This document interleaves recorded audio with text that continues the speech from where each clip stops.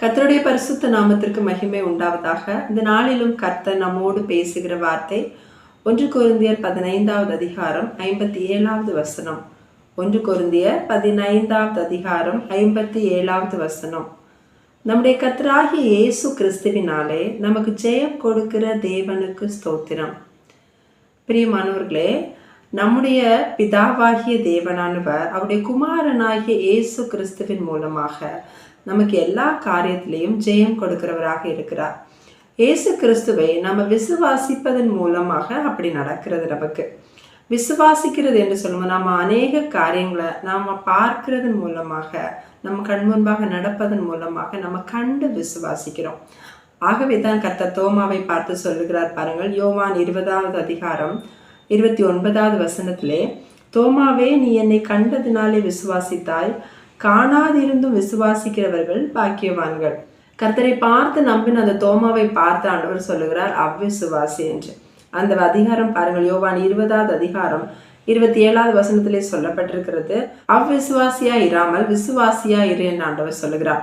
தோமா கர்த்தரை பார்த்தவுடன் என் ஆண்டவரே, என் தேவனே என்று சொல்லுகிறார்.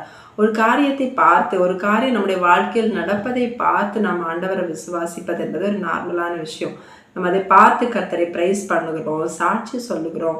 ஆனால் ஆண்டவரை பிரியப்படுத்துவது, ஆண்டவர் எங்கே சொல்லுகிறார், காணாதிருந்தும் விசுவாசிக்கிறவர்கள் பாக்கியவான்கள். எப்படி காணாதிருந்தும் நம்ம விசுவாசிப்பது? வேதம் சொல்லுகிறது, எபிரேயர் 11வது அதிகாரம் 1வது வசனத்திலே, விசுவாசமானது நம்பப்படுகிறவைகளின் உறுதியும் காணப்படாதவைகளின் நிச்சயமா இருக்கிறது. இந்த வசனத்திலே சொல்லப்பட்டிருக்கிறது, விசுவாசம் என்பது நம்முடைய கண்களால் பார்க்காத ஒரு காரியத்தின் மேல வைக்கிற ஒரு உறுதியான நிச்சயமான ஒரு நம்பிக்கை. ஆகவே தான் பாருங்கள், எபிரேயர் 10வது அதிகாரம் 23 சொல்லப்பட்டிருக்கிறது, அல்லாமலும் நம்முடைய நம்பிக்கையை அறிக்கையிடுகிறதில் அசைவில்லாமல் உறுதியா இருக்க கடவோம். அது என்ன அப்படி ஒரு நம்பிக்கை? அந்த நம்பிக்கையை நாம அறிக்கையிடுகிறதுல அசைவில்லாமல் உறுதியா இருக்க வேண்டுமோ, அது என்ன நம்பிக்கை என்று பார்க்கும் போது வேதம் சொல்லுகிறது, கொலோசையர் 1வது அதிகாரம் 27வது வசனத்திலே, கிறிஸ்துவானவர் மகிமையின் நம்பிக்கையாக உங்களுக்குள் இருப்பதே அந்த ரகசியம். சுவிசேஷத்தினுடைய ரகசியம் என்பது கிறிஸ்துவானவர் மகிமை நம்பிக்கையாக நமக்குள் இருப்பது, நமக்குள்ளே வாசமா இருப்பது, கிறிஸ்துவானவர் நமக்குள் தங்கி இருப்பதே அந்த ரகசியம்.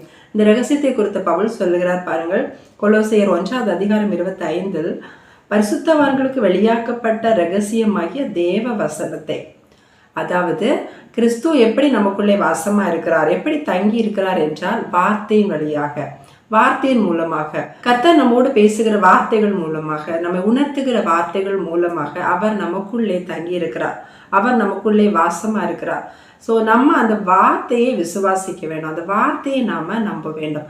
நம்ம அந்த வார்த்தையை நம்பாம இருக்கும்போது, அந்த வார்த்தைக்கு கீழ்ப்படியாமல் இருக்கும்போது, அதை அசட்டை பண்ணும் போது நம்ம கிறிஸ்துவையே அசட்டை பண்ணுகிறது மாதிரி. ஸோ இயேசு கிறிஸ்து வார்த்தையின் மூலமாகத்தான் நமக்குள்ளே வாசமா இருக்கிறார். நம்ம வேதத்தை வாசிக்கும் போது கிறிஸ்துவை தான் வாசிக்கிறோம், எழுதும் போது அவரை தான் எழுதுகிறோம். அந்த எண்ணத்தோடு நம்ம செயல்பட வேண்டும்.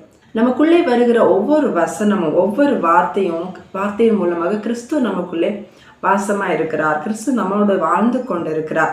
இதைத்தான் பாருங்கள், எபிரேயர் 10வது அதிகாரம் 28, 29 ஆகிய வசனங்கள் சொல்லுகிறது, மோசேயினுடைய பிரமாணத்தை தள்ளுகிறவன் இரக்கம் பெறாமல் 2-3 சாட்சிகளின் வாக்கினாலே சாகிறான்.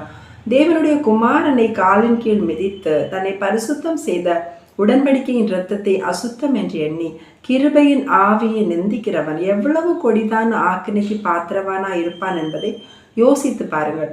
பழைய ஏற்பாட்டிலே மோசேயின் பிரமாணத்தை பற்றி பார்க்கிறோம். அதுக்கு ஈக்குவல், அதற்கு இணையாக புதிய ஏற்பாட்டில் தேவகுமாரன் என்று சொல்லப்பட்டிருக்கிறது. மோசேயின் பிரமாணத்தை தள்ளுகிறவர்கள் தண்டனைக்கு உட்படுகிறது மாதிரி தேவகுமாரனை அசட்டை பண்ணுகிறவர்களும் தண்டனைக்கு உட்படுவார்கள்.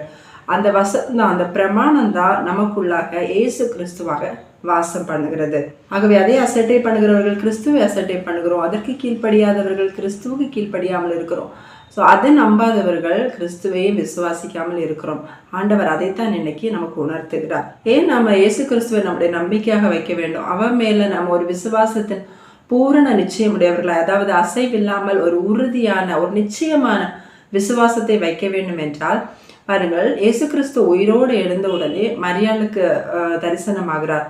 அப்பொழுது ஆண்டவர் சொல்லுகிற ஒரு வார்த்தை, யோவான் 20வது அதிகாரம் 17வது வசனத்திலே, நீ என் சகோதரரிடத்திற்கு போய், நான் என் பிதாவினிடத்திற்கும் உங்கள் பிதாவினிடத்திற்கும் என் தேவனிடத்திற்கும் உங்கள் தேவனிடத்திற்கும் ஏறி போகிறேன் என்று அவர்களுக்கு சொல்லு என்றார். பாருங்கள், ஆண்டவர் உயிரோடு எழுந்தவுடன் இன்னும் பிதாவை போய் தரிசிக்கவில்லை. அதற்கு முன்பாக மரியாளை பார்த்து இயேசு கிறிஸ்து சொன்ன வார்த்தை தான் இது. நான் என் பிதாவினிடத்திற்கும் உங்கள் பிதாவினிடத்திற்கும் என் தேவனிடத்திற்கும் உங்கள் தேவனிடத்திற்கும். அவ்வளோ பெரிய தேவன் நமக்கு இணையாக அவர் இறங்குகிறார். சீஷர்களை சகோதரர் என்று சொல்லுகிறார். நம்மை சகோதரர் என்று அவருக்கு இணையாக வைத்து அவர் இறங்கி பேசுகிறார். நான் என் பிதாவின் இடத்துக்கு செல்லுகிறேன். எதற்காக அவர் போகிறார் என்றால், நம் சார்பாக நம்முடைய பாவங்களுக்கு பரிகாரமாக அந்த இரத்தத்தை எடுத்துக்கொண்டு பிதாவிடம் போகிறார், நம்மை தேவனோடு ஒப்புரவாக்குவதற்காக. ஆகவே தான் தேவன் இயேசு கிறிஸ்து மூலமாக எல்லாவற்றிலும் நமக்கு ஜெயம் கொடுக்க வல்லமை உள்ளவராக இருக்கிறார். இயேசு கிறிஸ்து மூலமாக அவரோடு நம்மை ஒப்புரவாக்கி இருக்கிறார். ஸோ நம்மை சகோதரர் என்று சொல்லுகிறார். அந்த ஒரு உறவை கொடுக்கிறார் ஆண்டவர். அந்த ஒரு நெருக்கத்தை ஆண்டவர் கொடுக்கிறார். அவர் அப்படி செய்ததால தான் நம்முடைய பாவங்கள் எல்லாம் கழுவப்பட்டு நம்ம ஒரு ஜெயமுள்ள வாழ்க்கையை வாழ தகுதியாயிருக்கிறோம். அப்படி இருந்தும் நமக்கு அநேக வேளையில ஒரு அவிசுவாசம், ஒரு சோர்வு எல்லாமே வருகிறது. அது ஏன் என்றால், நம்முடைய சூழ்நிலைகளை பார்ப்பதனால, நம்ம இருக்கிற நிலைமையை பார்ப்பதனால, நம்ம பல மனிதர்களை நம்பி பல காரியங்களை நம்பி இருப்பதனால தான். பாருங்கள், யோசேப்பின் சகோதரர்கள் யோசேப்பிடம் தானியம் வாங்குவதற்காக எகிப்துக்கு வருகிறார்கள். தானியம் வாங்க வந்த சகோதரர்களை யோசேப்பு அறிந்து கொண்டார். ஆதியாகமம் 42 அதிகாரம் 8வது வசனம் சொல்லுகிறது, யோசேப்பு அவர்களை தன் சகோதரர் என்று அறிந்தும் அவர்கள் அவனை அறியவில்லை. யோசேப்பின் சகோதரர்கள் 10 பேர் வருகிறார்கள். அவர்கள் யோசேப்பை அடையாளம் கண்டு கொள்ளவில்லை. ஆனால் யோசேப்பு அவர்களை அறிந்து கொள்ளுகிறார். ஆனால் யோசேப்பு உடனே தானியம் கொடுத்தவர்களை விடவில்லை. அவர்களோடு கூட அநேக கானானியர்கள் தானியம் வாங்குவதற்காக வருகிறார்கள். அவர்கள் எல்லாருக்கும் யோசேப்பு தானியம் கொடுத்து அனுப்புகிறார். ஆனால் இவர்களை தன்னுடைய சகோதரர் என்று யோசேப்பு அறிந்து கொண்டார். அவர்களை உடனே தானியம் கொடுத்து விடவில்லை. அவர்களிடம் கடினமாக பேசுகிறார். கடினமாக பேசி அந்த சிமியோனை, அவர்கள் சென்ற 10 பேர் செல்லுகிறார்கள். அதில் ஒருவனை அவன் கட்டி அங்கே வைக்கிறான். வீட்டில் இருக்கிற மற்ற சகோதரனாகிய பென்யமீனை கொண்டு வந்தால்தான் இவனை விடுவேன் என்று சொல்லி அவர்களிடம் கடினமாக பேசுகிறான். சரி, பென்யமீனை திரும்ப கொண்டு வந்து விட்டால் அந்த ப்ராப்ளம் எல்லாம் சால்வ் ஆகும் என்று வீட்டில் இருந்த தங்களுடைய இளைய சகோதரனை கொண்டு யோசேப்பிடம் விடுகிறார்கள். பென்யமீனை கொண்டு வந்து விட்ட உடனே கட்டியிருந்த அந்த சிமியோனை விடுதலை பண்ணுகிறான். அவர்கள் சந்தோஷத்தோடு புறப்பட்டு செல்லுகிறார்கள். ஆனால் அவர்களுடைய தானியம் இருந்த அந்த சாக்கு பையிலே யோசேப்புடைய பான பாத்திரத்தை வைத்து அனுப்புகிறார்கள். வழியிலே அது கண்ணெடுக்கப்பட்டு மறுபடியும் அவர்களை பிடித்து கொண்டு வருகிறார்கள். இப்படி அவர்களை தொடர்ந்து ஒரு நெருக்கமான ஒரு சூழ்நிலை அவர்களுக்கு நிலவுகிறது. எவ்வளோ பேர் தானியம் வாங்க வர்றாங்க யோசேப் கிட்ட. அவங்க வந்து தானியத்தை வாங்கி கொண்டு செல்லுகிறார்கள். ஆனால் இந்த யோசேப்புடைய சகோதரர்களுக்கு மட்டும் இவ்வளோ ஒரு குழப்பம். அவர்கள் பேசுகிறார்கள். பாருங்கள், 42வது அதிகாரம், ஆதியாகமம் 42வது அதிகாரம் 21வது வசனத்திலே, நம்முடைய பாவத்தினால, நாம செய்த துரோகத்தினால தான் நமக்கு இப்படியெல்லாம் நடக்கிறது என்று யோசேப்புக்கு அவர்கள் செய்த அந்த துரோகத்தை நினைத்து பார்க்கிறார்கள். ஆனால் யோசேப்பு அதையெல்லாம் மனதில் வைக்கவே இல்லை. யோசேப்பு சொல்லுகிறார், பிறகுள்ள அதிகாரத்தில் நம்ம வாசிக்கும் போது, ஜீவ ரட்சணை செய்யும்படிக்கு உங்களை ஆதரிப்பதற்காகத்தான் கர்த்தர் தேவன் என்னை இந்த இடத்திற்கு முன்னதாகவே அனுப்பி இருக்கிறார் என்று. ஆனால் இவர்களுடைய எண்ணம் முழுவதும் நம்முடைய துரோகத்தினால தான், நம்ம செய்த பாவத்தினால தான்.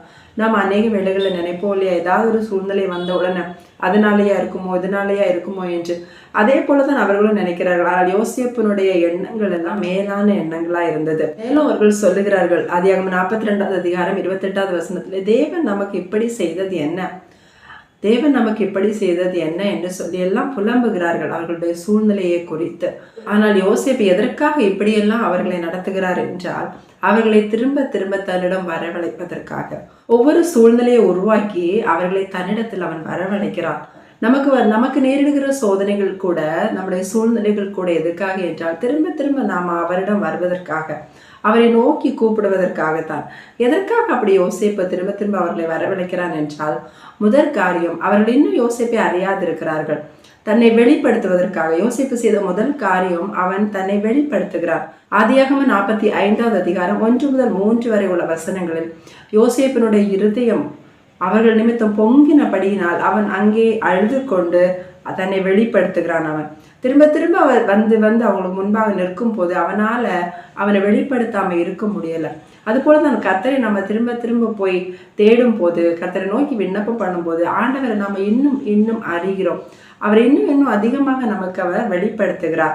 அப்படி வெளிப்படுத்த அறியும் போதுதான் அவர் மேல ஒரு நம்பிக்கை வரும். பாருங்க, யோசேப்புடைய சகோதரர்களுக்கு அவன் சொல்லுகிறான், நான் தான் யோசேப்பு, உங்களுடைய சகோதரன் என்று. அப்படி சொல்லும் போது அந்த நாட்களிலே அந்த தேசத்தில் இருந்த சூழ்நிலை என்பது கொடிய பஞ்சம். 7 வருஷமாக 2 வருடம் தான் ஆகியிருக்கிறது. இன்னும் 5 வருடம் பஞ்சம் இருக்கிறது. எகிப்து மற்றும் கானான் உள்ள எல்லா ஜனங்களும் வந்து யோசேப்பிடம் தான் தானியத்தை வாங்கி கொண்டு செல்லுகிறார்கள். அப்படிப்பட்ட சூழ்நிலையில தங்களுடைய சகோதரன் அந்த எகிப்து தேசத்துக்கே அதிபதியா இருக்கிறான் என்பதை அவர்கள் அறிகிறார்கள். அப்படி இருக்கும்போது அவர்களுக்கு எவ்வளோ ஒரு சந்தோஷம், எவ்வளோ ஒரு தைரியம், எவ்வளோ ஒரு நம்பிக்கை உண்டாகிறது. அந்த யோசேப்பை தங்களுடைய சகோதரன் என்று அறிந்து கொண்டதன் மூலமாக. அதற்காகத்தான் யோசேப்பு அவர்களை எப்படி நடத்துகிறார். இன்னும் அறியணும், நான் எவ்வளோ பெரிய ஒரு பதவியில் இருக்கேன், அதிகாரத்தில் இருக்கேன், அது யாருக்கு லாபம், யாருக்கு நன்மை என்றால் அவனுடைய சகோதரர்களுக்கும் அவருடைய குடும்பத்துக்கும் தான். அதை அவர்கள் உணர்ந்து கொள்ளுகிறார்கள். அது உணர்ந்து கொண்டு அந்த ஒரு நம்பிக்கை, அது ஒரு உறுதியான நம்பிக்கை தன்னுடைய சகோதரன் மேல வந்ததுனால தான் தொடர்ந்து நம்ம வாசிக்கும் போது அவர்கள் போய் கானானுக்கு போய் தங்களுடைய குடும்பத்தையும் தங்களுடைய தகப்பனாய் யாக்கோபு எல்லாவற்றையும் அழைத்து கொண்டு யோசேப்புக்கு சமீபமாக வருகிறார்கள். 3வது காரியம், எதற்காக யோசேப்பு அப்படிப்பட்ட சூழ்நிலையெல்லாம் அனுமதித்தார் என்றால் அவர்களை தனக்கு சமீபமாக வைப்பதற்கு. இப்பொழுது எங்கேயோ ஒரு கானான்ல இருந்து கொண்டு வந்து கொஞ்சம் தானியம் வாங்கி கொண்டு செல்லுகிறார்கள். அது செலவழிந்தவுடன் திரும்ப வர வேண்டி இருக்கிறது, திரும்ப வர வேண்டி இருக்கிறது. இந்த சூழ்நிலை மாற வேண்டும் என்றால் அவர்கள் அருகாக சமீபத்தில் இருக்க வேண்டும். அப்பொழுது அவர்களுடைய தேவைகளை பார்த்து சரி செய்ய, அவங்களுக்கு ஏற்றது மாதிரி அவர்களை ஆதரிப்பதற்காக அவர்களை சமீபமாக தான் இருக்கிறதற்கு பக்கத்திலேயே ஒரு நல்ல இடத்திலே கோசேன் என்கிற நாட்டிலே வந்து அவர்களை குடியேற்றுகிறார். இதைத்தான் ஆதியாகமம் 47வது அதிகாரம் 11, 12 ஆகிய வசனங்கள் நம்ம வாசிக்கிறோம். யோசேப்பு தன் தகப்பனுக்கும் தன் சகோதரருக்கும் எகிப்து தேசத்திலே நல்ல நாடாகிய ராமசேஸ் என்னும் நாட்டிலே சுதந்திரம் கொடுத்து அவர்களை குடியேற்றினான். யோசேப்பு தன் தகப்பனையும் தன் சகோதரரையும் தன் தகப்பனுடைய குடும்பத்தார் அனைவரையும் அவர்கள் குடும்பத்திற்கு தக்கதாய் ஆகாரம் கொடுத்து ஆதரித்து வந்தான். ஸோ அவனுக்கு சமீபமா வச்சு அவர்களை ஆதரிக்கிறான் அவன். யோசேப்பு இப்படிப்பட்ட சூழ்நிலையில் அவர்களை நடத்தினதுக்கு முதற் காரியம், திரும்ப அவனிடம் வருவதற்காக, அவனை நெருங்குவதற்காக. 2வது அவனை வெளிப்படுத்துவதற்காக. 3வது அவர்களை அவனுக்கு மிக சமீபமாக, மிக அருகிலே குடியேற்றுவதற்காக. பிரியமானவர்களே, நம்மையும் கூட கர்த்தர் ஏன் இந்த சூழ்நிலையை நடத்துகிறார் என்று நம்முடைய சூழ்நிலையை பார்த்து அநேக நேரம் நமக்கு ஒரு அவிசுவாசம் வரும், சோர்வு வரும். பல நேரத்தில் நம்ம பின்மாற்றம் அடைகிறவர்களாக கூட இருக்கலாம். ஆனால் ஆண்டவர் சொல்லுகிறார், நீ என்னை திரும்ப என்னை நோக்கி கூப்பிடு, நான் என்னை உனக்கு வெளிப்படுத்துவேன். உன்னுடைய விசுவாசம் இன்னும் நிச்சயமாகும், இன்னும் உறுதியாகும். அந்த விசுவாசத்தின் பூரண நிச்சயம் உள்ளவளா நீ மாறுவ, பூரண நிச்சயம் உள்ளவனா நீ மாறுவ. அப்படி மாறும் போது எந்த குறையும் இருக்காது, ஒரு குறைவும் இன்றி நான் உன்னை ஆதரிப்பேன் என்று ஆண்டவர் சொல்லுகிறார். பாருங்கள், யோசேப்பின் சகோதரர்கள் குழம்புனது போல நாமும் குழம்புறோம். ஏன் எனக்கு இந்த சூழ்நிலை, நான் என்ன தப்பு பண்ணேன், தேவன் ஏன் எனக்கு இப்படி அனுமதிக்கிறார் என்று. ஆனா யோசேப்பருடைய நினைவுகள்ல ஒரு தீமை கூட இல்லை. அவர்களை காக்கும்படியாக மட்டுமே இருந்தது, அவர்களுக்கு நன்மையாக மட்டுமே இருந்தது. ஆண்டவர் சொல்லுகிறார், உங்கள் நினைவுகள் என் நினைவுகள் அல்ல. பூமிக்கும் வானத்துக்கும் எவ்வளவு உயரம் இருக்கிறதோ, தூரம் இருக்கிறதோ, அந்த அளவுக்கு உங்க நினைவுக்கும் என் நினைவுக்கும் தூரம் இருக்கிறது என்று கர்த்தர் சொல்லுகிறார். அன்னைக்கு சகோதரரை காக்கும்படிக்கு, ஜீவ ரட்சணை செய்யும்படிக்கு, அவர்களை ரட்சிப்பதற்காக யோசேப்பு அனுப்பப்பட்ட காரியத்தை நாம இயேசு கிறிஸ்துவுக்கு நிழலாக பார்க்கிறோம். இன்னைக்கும் நமக்காக இருக்கிற யோசேப்பு நம்முடைய ஆண்டவராகிய இயேசு கிறிஸ்து. அவர் மேல உறுதியான அசைவில்லாத நம்பிக்கையை நாம வைப்போம். அந்த நம்பிக்கையை நம்ம நிச்சயமாக வெட்கப்படுத்தாது. எல்லா காரியத்திலும் நமக்கு ஜெயத்தை கொடுத்து நம்ம மேன்மை உள்ளவர்களாக வைக்கும். தேவன் அதை நிச்சயமாக செய்வேன் என்று வாக்கு பண்ணுகிறார். நம்ம விசுவாசிப்போமா? கர்த்தர் தாமே இந்த வார்த்தையின் மூலமாக நம்ம ஒவ்வொருவரையும் ஆசீர்வதிப்பாராக. ஆமேன். நம்ம ஜெபிக்கலாம். எங்கள் பரலோக பிதாவே, இந்த நல்ல நேரத்திற்காக உமக்கு நன்றி செலுத்துகிறோம் ஆண்டவரே. இம்மட்டுமாக நீங்கள் எங்களை கண்மணி போல பாதுகாத்தீங்களே அப்பா, உமக்கு நன்றி செலுத்துகிறோம் ராஜா. கர்த்தராகிய இயேசு கிறிஸ்துவின் மூலமாக எங்களுக்கு ஜெயம் கொடுக்கிற எங்கள் தேவனுக்கு கோடி கோடி ஸ்தோத்திரம் தகப்பனே. அப்பா, உண்மையில ஒரு விசுவாசத்தின் பூரண நிச்சயம் உடையவர்களா நாங்கள் உமக்கு சமீபித்து வர அப்பா எங்களுக்கு அனுகிரகம் செய்யுங்க. உண்மை இன்னும் நாங்கள் நெருங்க அப்பா, உண்மை இன்னும் அறிந்து கொள்ள, உண்மை அதிகமாக அறிந்து கொள்ள எங்களுக்கு உதவி செய்யுங்கப்பா. எப்படி யோசேப்பருடைய சகோதரர்கள் யோசேப்பை அறிந்த போது அவருடைய குடும்பம் முழுவதையும் அவர்கள் சம்பாதித்த எல்லாவற்றையும் கொண்டு யோசேப்புக்கு சமீபமாக வந்தார்களோ அது போல உண்மை அறிந்து கொள்ள எல்லாம் எங்களுக்குரியது எல்லாமே உமக்கு சமீபமாகும் ஆண்டவரே. அந்த நிச்சயம் உள்ளவர்களாக நாங்கள் எங்களுடைய வாழ்க்கையில வாழ எங்களுக்கு அனுகிரகம் செய்யுங்கப்பா. எங்களுடைய குறைவுகளை மன்னிங்க ஆண்டவரே. உங்களுடைய அவ்விசுவாசத்தை எங்களை விட்டு எடுத்து போடுங்க. இன்னும் விசுவாசத்தில் உறுதி உள்ளவர்களா நிச்சயம் உள்ளவர்களா நாங்கள் வளரணும்ப்பா. எல்லா காரியத்திலும் அப்பா மூலமாக ஒரு ஜெயமுள்ள வாழ்க்கை எல்லாவற்றையும் ஜெயிக்க அப்பா எங்களுக்கு அனுகிரகம் செய்வீராக. ஒவ்வொருவர் மூலமாக உங்களுடைய நாமம் மகிமைப்படுவதாக. மீட்பர் இயேசுவின் நாமத்திலே ஜெபிக்கிறோம் ஜீவனுள்ள பிதாவே, ஆமென்.